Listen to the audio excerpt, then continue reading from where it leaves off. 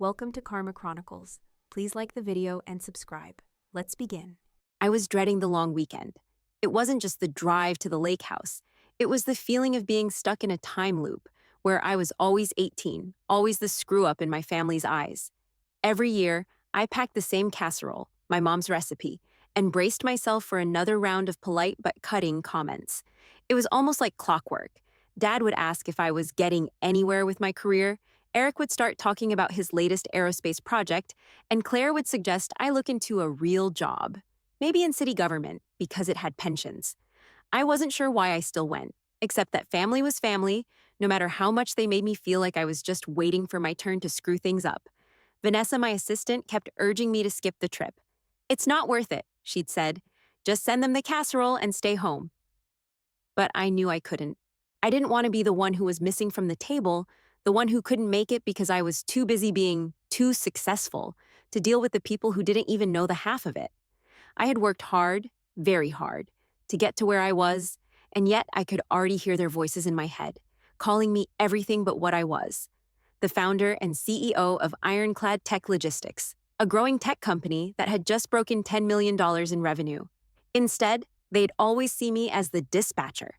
I clicked off the email I was drafting for Vanessa, grabbed the casserole dish, and left my downtown condo behind. The cool air of late summer wrapped around me as I hit the road, leaving the city's hum behind, already bracing for what was to come. I pulled up to the lake house just as the sun started to dip behind the trees, casting a warm, golden light over everything.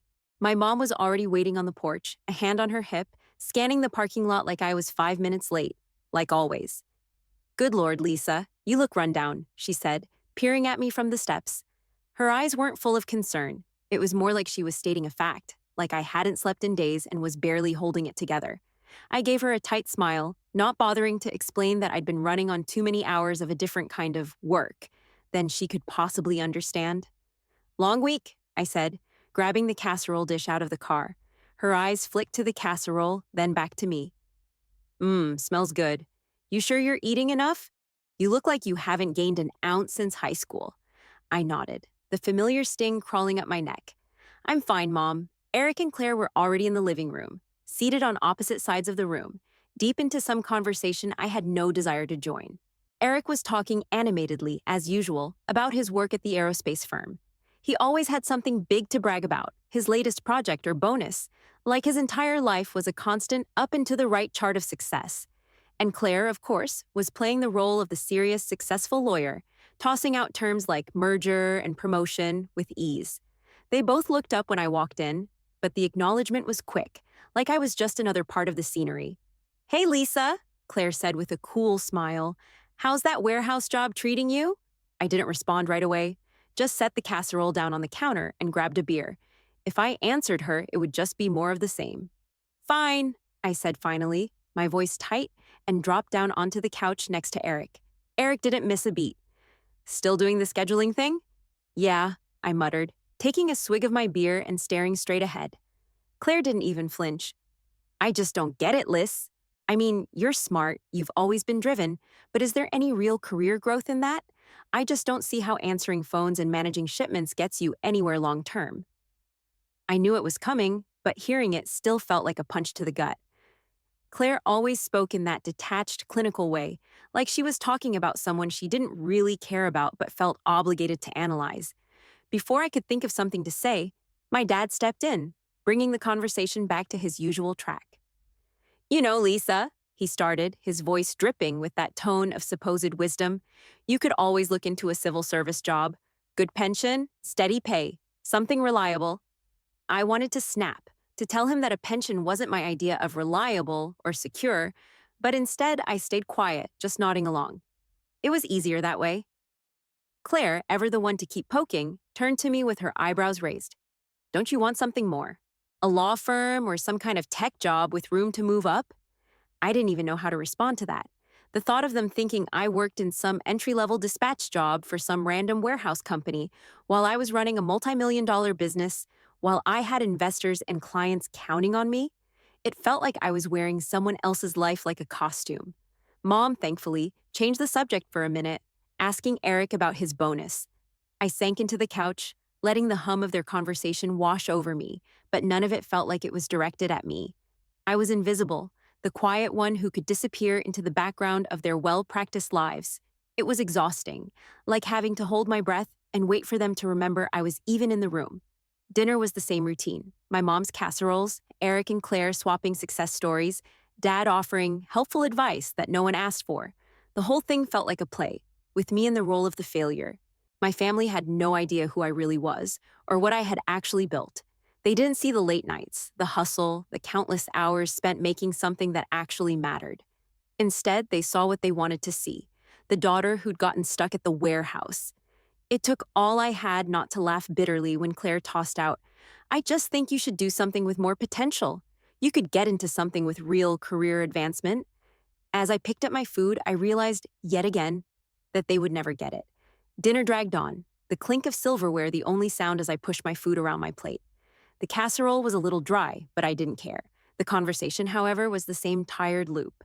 My dad kept glancing over at me between bites, like he was waiting for me to give him something to latch onto, something that would make sense to him.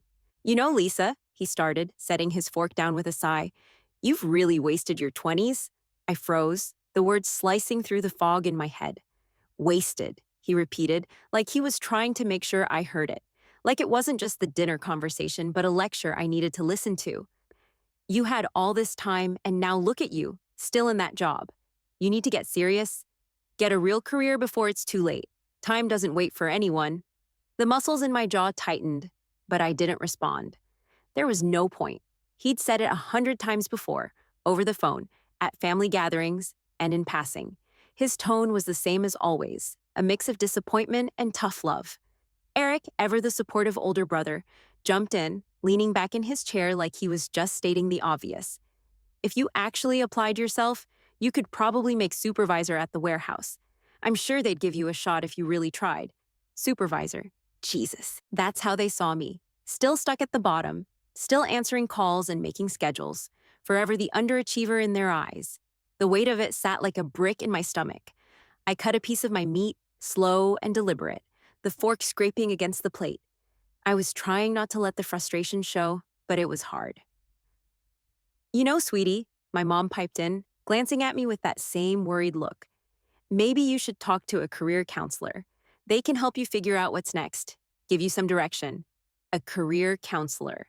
God. I could barely hold in a laugh, like there was some magic solution to fix me, to turn me into one of their successful kids. She smiled at me, all warm and motherly, as if she was offering me some grand piece of advice that I hadn't already heard. Claire chimed in too, trying to be helpful in her own way, but I could tell she wasn't really seeing me, just the idea of me. "I could help you polish up your resume. It's just a few tweaks, really. You could probably get a good office job in a couple weeks if you put your mind to it." They all waited for me to respond, to nod, to smile, to tell them that I was ready to make my life better, to finally give them what they wanted to hear. But I didn't say anything. I just kept cutting my food, slowly, carefully, feeling the tightness in my chest. Finally, after what felt like hours, I spoke. It came out quietly, but firm. "I've been thinking about making some changes." The silence that followed was thick. It was like they couldn't quite decide whether that was a hopeful answer or just another one of my empty promises. Eric's eyebrows shot up. "Really? Like what kind of changes?" I took a deep breath. They didn't get it. They never had. And it wasn't like I was about to start explaining it to them. They wouldn't understand if I did. "I don't know yet," I said, putting my fork down and finally looking them all in the eye. "But I'm not where I want to be, and I'm not going to stay there." It wasn't a promise exactly. It was just a truth I was finally allowing myself to say out loud. And somehow, I could see that they all took it as a sign of hope. Like this was the moment I'd finally get back on track. Like this was the moment they'd been waiting for. Claire smiled like she'd just heard the magic words. "That's great, Lisa. I knew you'd come around. We're just trying to help you, you know?" My mom nodded, relieved, like I'd just taken some weight off her shoulders. "Maybe you should look into something steady, just to get your foot in the door. You could always go back to school too. You never know." Yeah, I never knew. That's the problem. I wasn't looking for another job or a different resume or some damn civil service exam, but they wouldn't hear that, so I just nodded, offering the kind of smile I'd perfected over the years, the one that didn't mean anything but quiet compliance. Thanks, I said, knowing they'd take it as progress. But all I could think about was how far I had come and how they still had no idea. I left the lake house early the next morning, the weight of my family's comments still sitting heavy in my chest. The drive back to the city was a blur of thoughts, but mostly it was the dull, gnawing feeling that I'd never fully shake off being the black sheep. It didn't matter that I had a $1 billion company. I was always going to be their underachiever. When I finally made it back to my condo, the view from the top floor was still breathtaking. Downtown spread out before me like a glowing map of everything I had built, and everything I was still building. The glass walls of my place gave me a perfect view of the skyline, but right now, they felt more like a reminder that I was still trying to separate myself from everything that came before. The sound of my phone ringing pulled me out of my thoughts. It was Vanessa, my assistant, checking in on the weekend. I muted the call, not ready to dive into small talk. Instead, I dialed into the conference call I'd scheduled with my legal director, Peter, and my CFO, Grace. "Good morning," I said, forcing myself to sound casual. "Let's get this over the finish line." Peter's voice came through first, always measured, always professional. "We're set for Monday morning, right? The press release is lined up?" "Right," I confirmed. "We go live at 10 a.m. Markets open shortly after. We can't afford any slip-ups. The release has to be perfect." Grace jumped in, her tone sharp.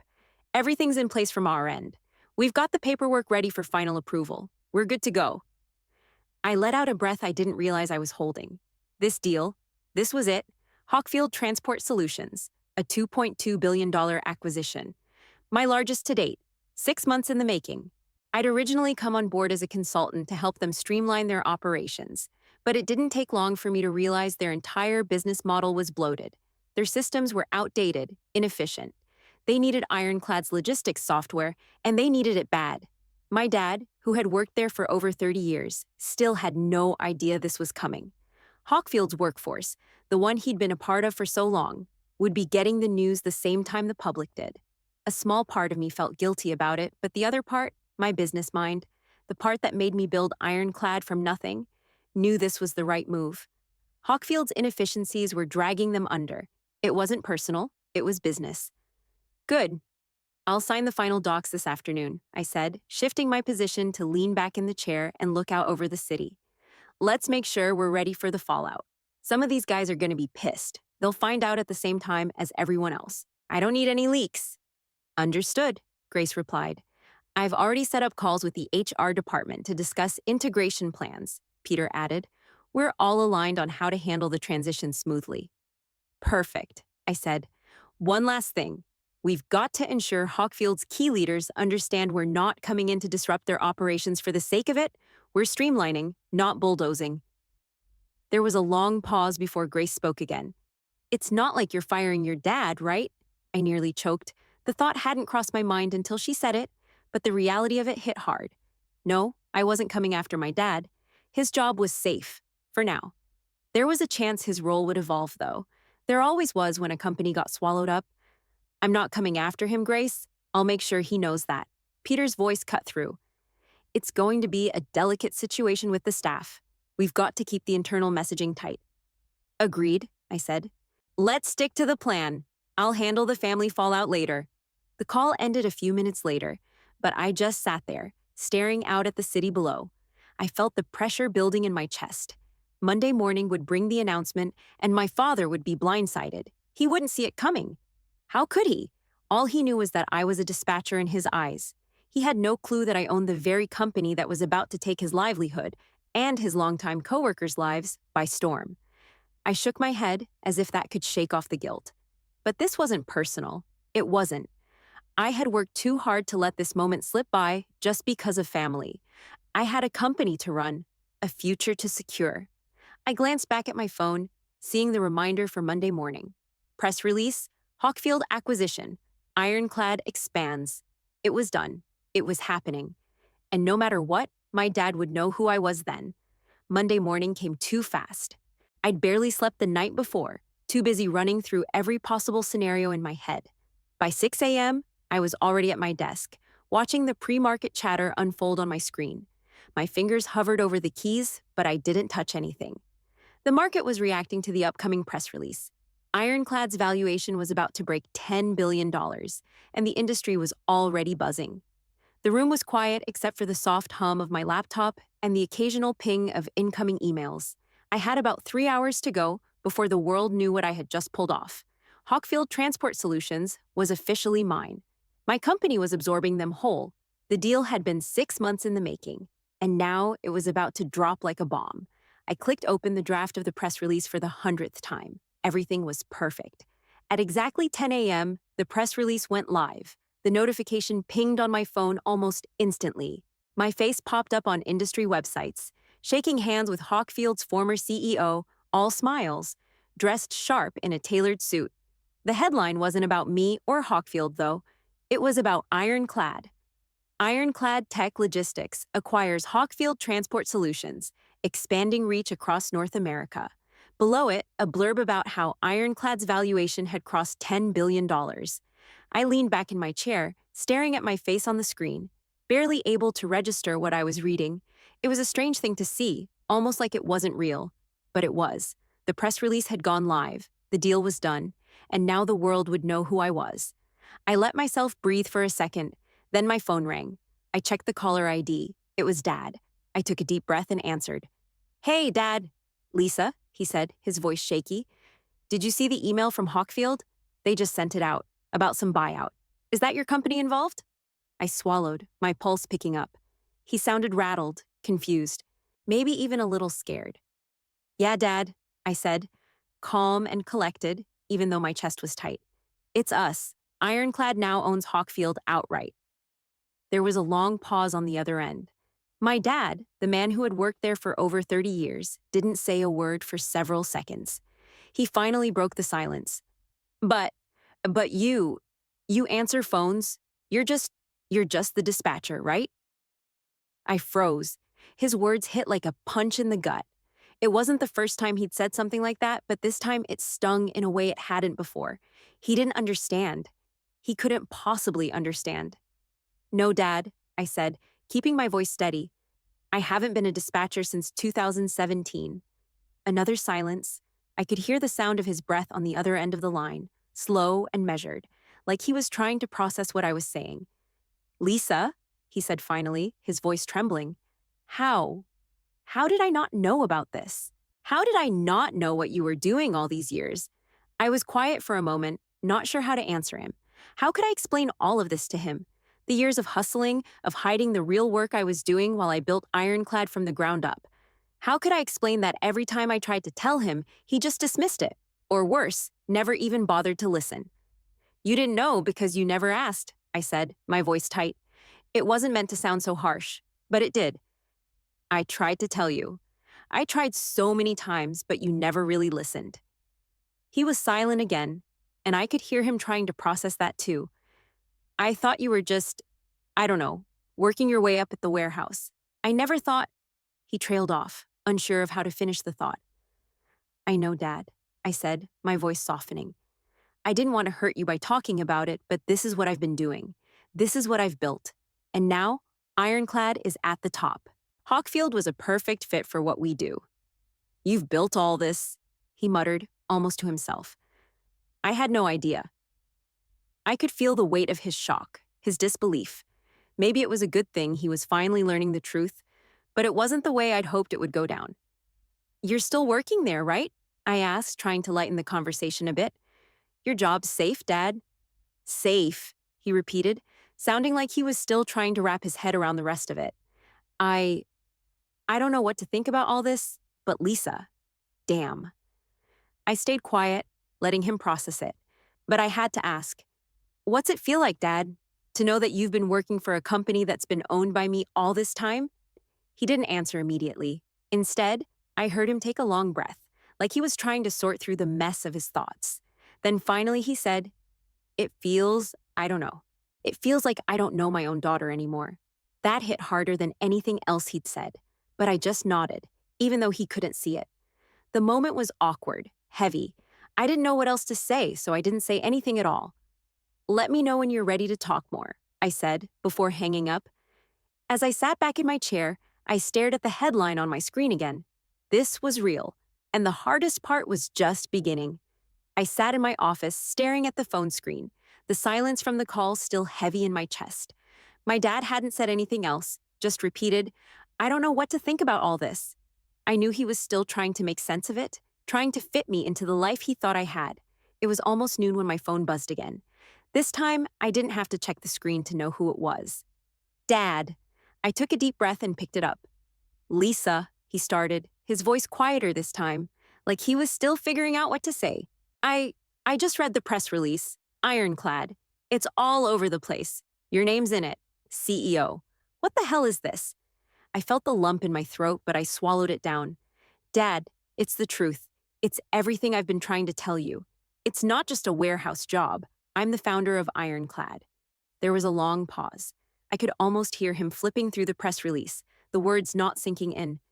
"So, you're telling me," he said slowly, "that this company, Ironclad, it's yours? You built it?" I nodded, even though he couldn't see it. "Yes, Dad. I started it 12 years ago. It wasn't easy, but I built it from the ground up. I worked nights and weekends, used every job I had before this to learn the business. The dispatcher job, the warehouse gig, all of it was part of the plan." The silence on the other end was deafening. I knew he wasn't expecting this. None of them were. "Lisa, you always said you were just answering phones," he said, almost sounding like he was trying to convince himself. I thought you were just playing it safe." "I was playing it smart, Dad," I said, my voice tightening. "I couldn't tell you everything then. You never listened, you never believed me when I tried to explain. You dismissed it, remember? Told me to stick with the warehouse job, that it was a steady gig." "Steady?" His voice cracked, the word barely coming out. "You own a multi-billion-dollar company, and I thought you were working at a warehouse." I bit my lip. The frustration was building up again, but I had to keep my cool. This wasn't the time for anger, even though I could feel it creeping up. "That's the problem, Dad. You never took me seriously. No one did. Not back then. I told you what I was doing, but it didn't fit into the life you imagined for me. You couldn't see past the warehouse job, but that was just a stepping stone. I had to build everything from the ground up." There was another long silence, and I could hear him flipping through the press release again. His breathing was heavier now, like he was trying to process everything. Finally, he spoke again, this time in a quieter, more defeated tone. "So, how much is it worth? This company of yours, Ironclad, how much is it worth?" I hesitated for just a second before answering. "It's valued at over $10 billion now. My stake. It's worth about $6.8 billion. The silence stretched out even longer this time. My dad didn't speak. I didn't push him. I just let the numbers sink in, knowing it wasn't just the size of the deal that was hard for him to understand. It was the fact that I, his daughter, had made all of it happen without him ever knowing. $6.8 billion, he whispered, like he was trying to say the number without choking on it. I don't know what to do with that." I felt a lump in my throat, but I pushed it down. I needed to get through this, for both of us. "It's real, Dad. This is real. And I did it. I didn't need a steady job or a safe route. I didn't need your approval or anyone else's. I needed to make it happen on my own." I could hear him breathe heavily on the other end. "But you—" He stopped, his voice shaky. "But you answered phones, Lisa. I thought you were just scheduling, working in a warehouse. I thought that was your life." "I haven't answered phones since 2017, Dad," I said, my voice quiet but firm. "I moved on from that. I moved on from all of it." The words landed between us like a slap. My dad was still processing, but this time, he wasn't questioning me. He wasn't dismissing me. "God, Lisa," he whispered. "I had no idea. I'm sorry." The apology hit harder than anything he could have said. It wasn't the kind of apology I expected, one filled with regret for not believing in me. It was quieter, more genuine, and it felt like the first step towards something real between us. Maybe not understanding, but at least acknowledgement. "It's okay, Dad," I said softly, even though I wasn't sure if it really was. "But don't ever think I'm going back to that warehouse. Not for you, not for anyone." He didn't answer right away, but after a beat, I heard a long, deep breath on the other end of the line. "I'm proud of you, kid. I just wish I'd known." I nodded even though he couldn't see me. "I know, Dad, but now you do." I'd barely put the phone down when it rang again. This time, it was my mom. I braced myself, already knowing what was coming. She didn't believe a word of it. Not yet, anyway. Lisa? Her voice was shaky, like she thought it might be some kind of prank. Is this some kind of joke? I just read the press release and I don't understand. It says you're the CEO of a company worth billions? This is a joke, right? I let out a long breath. No, Mom, it's not a joke. It's real. It's all real. There was a long pause on the other end of the line. I could practically hear her brain working overtime, trying to make sense of what I'd said. I I don't, well, if it's real, then you need to look at the article online. I'm seeing your name, Lisa. I'm seeing Ironclad and Business Insider and Forbes. Richard, look at this. I heard the rustle of paper and the sound of my dad's voice in the background. The shock in my mom's voice was undeniable. Oh my God, Richard, she's in Forbes. Ironclad is worth what? The clatter of her phone hitting the counter followed, and then her voice again, much quieter now, like she was reading every word of it. Lisa, this says you have offices in 10 cities, over 2,000 employees. How? How did you? I leaned back in my chair, rubbing my temples, trying to find the right words. I started small, Mom. I had to build it from nothing. You didn't see it, but that's what I was doing. Everything from the ground up. There was another long silence. I could hear the disbelief in her breathing, in the way she shuffled papers or whatever she was holding. But what does this mean for Richard's job? What does this mean for your father? I let my eyes drift to the window, the city below me now feeling like a world away. His job is safe, Mom. Ironclad isn't planning any layoffs. He'll keep his role, but technically, I could fire him. I said it quickly before I had time to second-guess myself, but the words hit harder than I'd expected. I could hear her inhale sharply. What? What do you mean? I closed my eyes, fighting off the rush of guilt. What I mean is, I'm the one in charge now. The company is mine. But he's not going to lose his job. I'm not planning on changing that. We're not going to turn things upside down for him or anyone else. Mom was quiet for a long time. It was like she didn't know how to respond, or maybe she just needed time to process what I'd said. Finally, she spoke, her voice soft. Lisa, I don't know how to take this. I don't know what to think. I wasn't sure I did either. I couldn't change the fact that Ironclad was now the company that had swallowed Hawkfield, and the consequences of that would hit hard, especially for my dad. But I had no choice in the matter. This was what needed to happen. Mom, I'm not doing this to hurt anyone, I said, my voice quieter now. I'm not going to fire Dad. But you have to understand, this is my company now, my decisions. I'm not going to be anyone's little girl anymore. I'm not the one who's waiting for approval. I know you're not, sweetheart, she said, her voice softer now, but still tinged with confusion. It's just a lot to take in. I never thought I'd be hearing something like this. I could feel the shift between us already, the power dynamics, the weight of it pressing down on both of us. She wasn't sure how to navigate this new version of me, the one she never saw coming, the one who had built this empire while she thought I was just answering phones. I know, Mom, I said. I know it's a lot, but it's real. This is my life now. She didn't say much after that. The quiet hung between us, uncomfortable and thick. Finally, she spoke again, this time softer, a little less certain. I'll just need time to understand all of this. But I'm proud of you, Lisa. I am. I didn't respond right away. I wasn't sure how to take her words, but I nodded, even though she couldn't see it. Thanks, Mom, I said before hanging up. I leaned back in my chair again, letting the weight of the conversation sink in. This was it, the fallout, the moment when everything had shifted, when I wasn't just Lisa, the daughter anymore. I was the one in charge now, of the company, of my future, of everything. My dad was still processing it, and my mom, well, she was still in shock. But I was no longer waiting for their approval. I was running the show now, and things were never going to be the same. The phone rang again the next afternoon. It was Dad. I didn't need to check the caller ID and know it was him. He'd been trying to reach me since we'd last talked, but I hadn't answered. I didn't want to rush into this. I needed a moment to let it settle, to let him feel the weight of everything I'd said. Now, it was time to face it head on. Lisa? His voice cracked when he answered. I just want to say I'm sorry. I was wrong. I never believed in you, and I should have. I don't know how I missed it, how I didn't see what you were doing all these years. I leaned back in my chair, running a hand over my face. His words were heavy with regret, and I could feel the weight of them on my shoulders. But they weren't enough to fix everything. Not yet.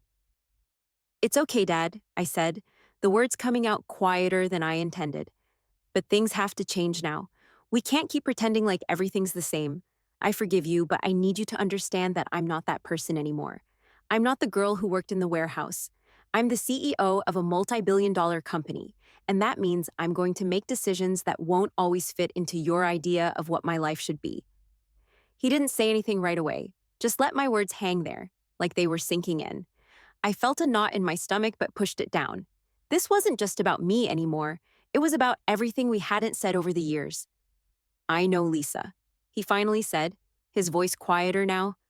I know. I'll never make that mistake again. I'm sorry. I took a slow breath, my grip on the phone tightening. I appreciate that, but listen. No more advice unless I ask for it, okay? No more talking over me when I try to explain my job either. I'm not a receptionist, and I'm not a dispatcher. I'm a CEO. And I need you to respect that from here on out. Of course, he said quickly. Of course, I won't do that again. I paused, letting the silence stretch between us. This was the moment. The apology was there, but it was more than just words. It was a shift, a recognition that things would be different moving forward. Good, I said, feeling a little lighter. That's all I need to hear. Before I could say anything else, my mom's voice cut in. Lisa, honey, can we come visit you sometime? See your office. I mean, I've seen the photos, but it's not the same as seeing it in person. We'd love to see what you've built. I could hear the genuine curiosity in her voice, but also the hesitation. She didn't quite know what to expect anymore. They both had this image of me, this little girl who worked in a warehouse, answering phones. But that girl was long gone. I could feel the shift in them, the way they were starting to see me for who I really was. But it wasn't going to be easy. Sure, I said, my tone firm but not unkind. But on my terms, no more jokes about me being a receptionist, Mom. No more assuming I'm just working my way up. You're going to see the business, not just the office. This is who I am now. This is what I've built. I could hear her swallow, a soft gasp in the background. She wasn't expecting me to lay it out so clearly, but it was necessary. They had to get it. We understand, Lisa, Dad said, his voice steady now. And we'll do better. I promise I know you will, I said, feeling a sense of finality settle in. Just remember, this is who I am now. This is my life, my company.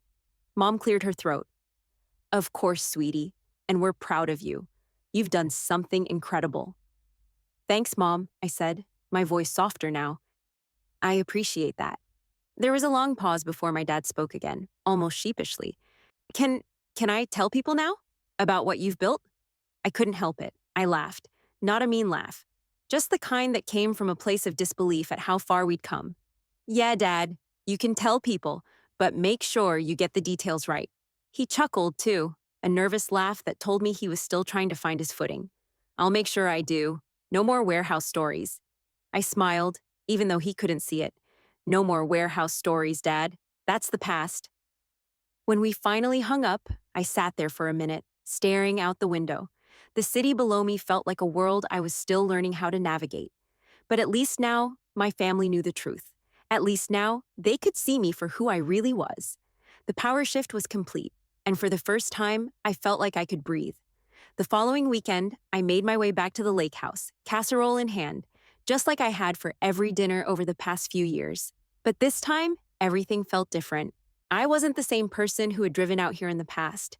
Quiet, unsure, playing the part they expected me to. Now, I was walking into the same house, but the roles had shifted. I wasn't the failure anymore. I didn't feel small anymore. When I stepped inside, the atmosphere was quieter than usual. My mom was in the kitchen, bustling around like she didn't know what to say, and Dad was sitting on the couch, his hands folded in front of him. The usual noise from Eric and Claire was absent, replaced by a kind of awkward tension hanging in the air. Eric broke the silence first, pulling me aside when I set the casserole down. He glanced around, his eyes a little wary, as if he wasn't sure where to start. So, how did you end up in the tech side of logistics? He asked, his voice a mix of curiosity and respect, like he wasn't sure what to make of this new version of me. I took a breath, surprised by the directness of the question, but I wasn't going to hold back now. It wasn't a straight line, I said, setting my coat down and leaning against the counter. Started in the warehouse, sure, but I saw where the inefficiencies were. I saw how technology could fix a lot of the old systems. So, I started learning it. Slowly. Took some courses on the side, made connections in the industry. It just made sense. Damn, Eric said, nodding slowly. That's impressive. You just went after it. I didn't know how to explain the loneliness of those years, working in the shadows, pretending I was just another cog in the machine when all I wanted was to build something of my own. But I didn't need to. Eric got it, at least. Claire came up a minute later, just as curious but still with that sharp, analytical edge. What's it like managing over 2,000 employees? She asked, tapping her fingers on her wine glass like she was mentally making notes. I smiled, a little proud of the shift in her tone. It's challenging, sure, but it's also rewarding. You have to get the right people in the right positions, make sure the whole operation is running smoothly. It's not just about the software, it's about managing the human side of things too. Claire seemed impressed, but there was still a touch of the lawyer in her, always analyzing, always looking for the next angle. Have you considered talking to someone at your law firm? Someone to help you scale things even further? I shrugged casually. Actually, they're already on retainer. We've got the legal side covered. My firm's been advising us on everything from contracts to mergers for years now. Her eyebrows shot up, and I could see the shift in her eyes, the realization that I wasn't the person she thought I was anymore, that I wasn't some small-time player in a game that had nothing to do with her world. The dinner went on, quieter this time, filled with small talk and curious questions about Ironclad and the future. No one mentioned my warehouse job or suggested I should look into a local government gig. There was no, maybe you should try the post office, or when are you going back to school? It was different now. The power dynamics had shifted, even if they didn't fully understand it yet. When dinner was done, I stood up to leave. Eric and Claire were still sitting at the table, looking at me with a new respect. But it was Dad who got up first. He came over, his expression soft, his voice quieter than usual. Lisa, he said, his voice a little rough, like he was still coming to terms with everything. I just want to say, I'm proud of you. I don't think I've ever said that, but I am. You've done something incredible. I blinked, the words hitting me harder than I expected. I was used to hearing him criticize, offer advice, tell me where I was going wrong. To hear him say he was proud, really proud, was something I didn't even know I'd been waiting for. I nodded, fighting back the sudden lump in my throat. Thanks, Dad. He pulled me into a hug, awkward but sincere. For the first time, I didn't feel like I was a disappointment.